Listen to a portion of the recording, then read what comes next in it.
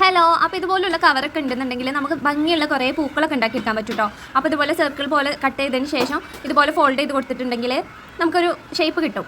എന്നിട്ട് അത് ഇവിടെ സ്റ്റിക്ക് ചെയ്യാൻ വേണ്ടിയിട്ട് ഞാൻ ലൈറ്റർ കാണിക്കുക ചെയ്തിട്ടുണ്ടായിരുന്നു. അപ്പോൾ അതിങ്ങനെ ജസ്റ്റ് ഇങ്ങനെ അവിടെ തൊട്ട് കൊടുത്താൽ അവിടെ അങ്ങനെ ഇരുന്നോളൂ കേട്ടോ. അങ്ങനത്തെ ഒരു 5 പീസ് വേണം. ഞാനിവിടെ 6 പെറ്റൽസുള്ള ഫ്ലവർ ആയിട്ട് ഉണ്ടാക്കിയെടുക്കാൻ പോകുന്നത്. അപ്പോൾ ഇതുപോലെ ഒട്ടിച്ച് കൊടുത്ത് കഴിഞ്ഞാൽ ഇങ്ങനെ ഒരു ഫ്ലവറായി കിട്ടും. അപ്പോൾ അതിൻ്റെ സെൻറ്ററിൽ വല്ല എന്തെങ്കിലും സ്റ്റോണോ എന്തെങ്കിലുമൊക്കെ ഉണ്ടെന്നുണ്ടെങ്കിൽ വെച്ച് കൊടുക്കാം. എൻ്റെ കയ്യിൽ പിങ്ക് കളറും കൂടി ഉണ്ടായിരുന്നു. അപ്പോൾ അത് വെച്ചിട്ട് ഞാൻ ഇതേ ഫ്ലവർ തന്നെയാണ് ചെയ്തെടുക്കുന്നത് കേട്ടോ.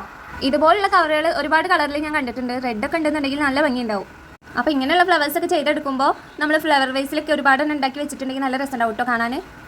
അപ്പോൾ വീഡിയോസ് കാണുന്നവരോട് എനിക്ക് പറയാനുള്ളത്, നിങ്ങൾ പുതിയ ആൾക്കാരാണെന്നുണ്ടെങ്കിൽ ഒന്ന് സബ്സ്ക്രൈബ് ചെയ്യുക. പിന്നെ എന്തായാലും വീഡിയോ കണ്ടിട്ട് ഇഷ്ടമാണെങ്കിൽ ലൈക്ക് ചെയ്യണം. പിന്നെ ഷെയർ ചെയ്ത് കൊടുക്കുക ഫ്രണ്ട്സിനൊക്കെ.